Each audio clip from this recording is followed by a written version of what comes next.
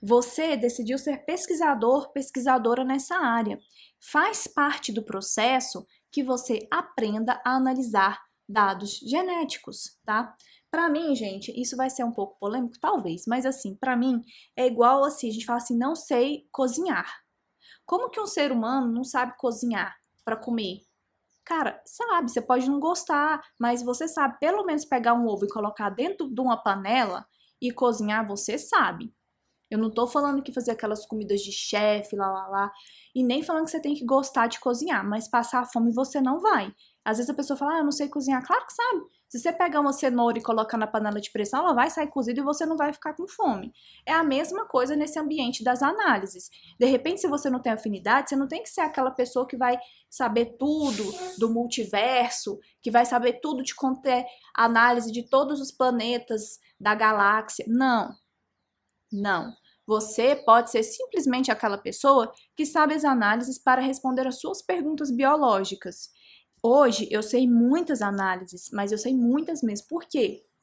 Eu fui pegando um projeto aqui, um projeto acolá, eu não sei só as análises que respondem às minhas perguntas principais, porque eu passei a dar aula, eu passei a precisar ajudar outras pessoas que também tinham demandas, então eu tive que aprender, faz parte do meu trabalho e eu sinto prazer nisso. Só que eu trabalho especificamente com isso. Se você é uma pessoa que simplesmente quer responder algumas perguntas, ou se você está naquele projeto de ecologia que você tem que utilizar os dados genéticos para você tentar entender ali as relações entre os ambientes, né, especialmente dentro da genética da paisagem, pense em você como ecólogo, como você pode utilizar a genética como uma ferramenta, e aí você não tem que saber fazer todas as análises do planeta Terra de um geneticista. Inclusive, tem um artigo bem legal que são, acho que os 7 erros que todo mundo comete ou que as pessoas cometem dentro da genética de populações. Eu fiz até uma aula só sobre esse artigo. É um artigo bem legal.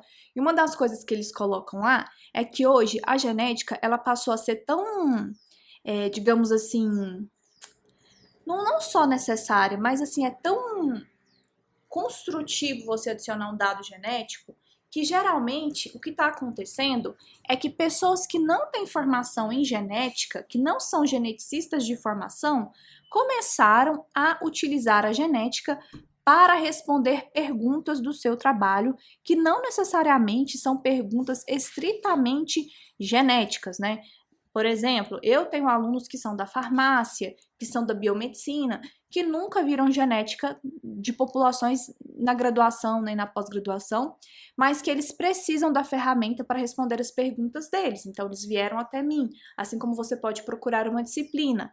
Mas o ponto é, a crítica do artigo é a seguinte: como a gente vai exigir de um ecólogo, como eu vou exigir de um biogeógrafo, ou como eu vou exigir de um biomédico, de um farmacêutico, de um médico, de um perito, que ele tenha as profundidades de base teórica que um geneticista tem?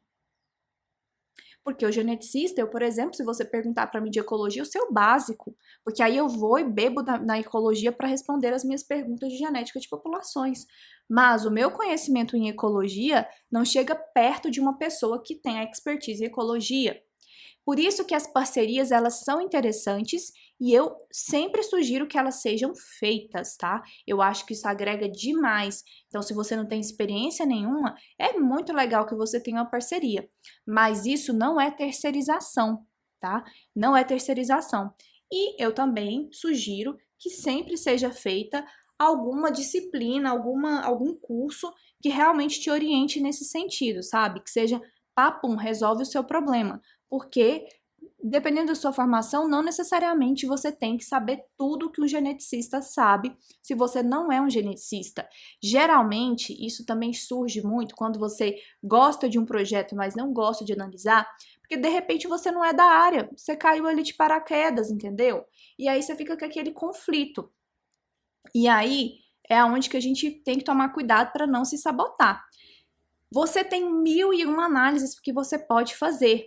1001 análises, mas você pode elencar quais você vai fazer daquele emaranhado de análise. Porque a gente é tão doido que a gente pensa, nossa, porque eu tenho que aprender essa. Não, respira, respira. pega o emaranhado de análises lá, seleciona algumas análises que você pode responder a sua pergunta. Não precisa ser todas as perguntas que existem ali, entendeu?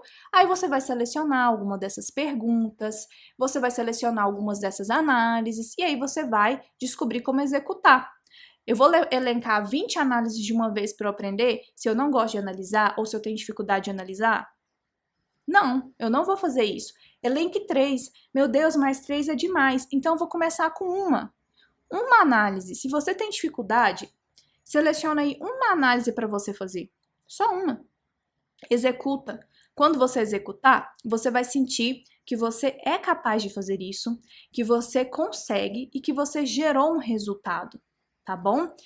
Pega uma análise mais simples. Pega, por exemplo, o GNIX. Tem tutorial aqui no canal para mexer com ele. Tenta fazer uma análise lá com seus genótipos e aí você vai tomando gosto, ou se não tomando gosto, você vai perceber que você consegue fazer e que você consegue entender os processos, porque não é simplesmente apertar botões, tá? Longe disso. É a gente entender os processos que estão por aí.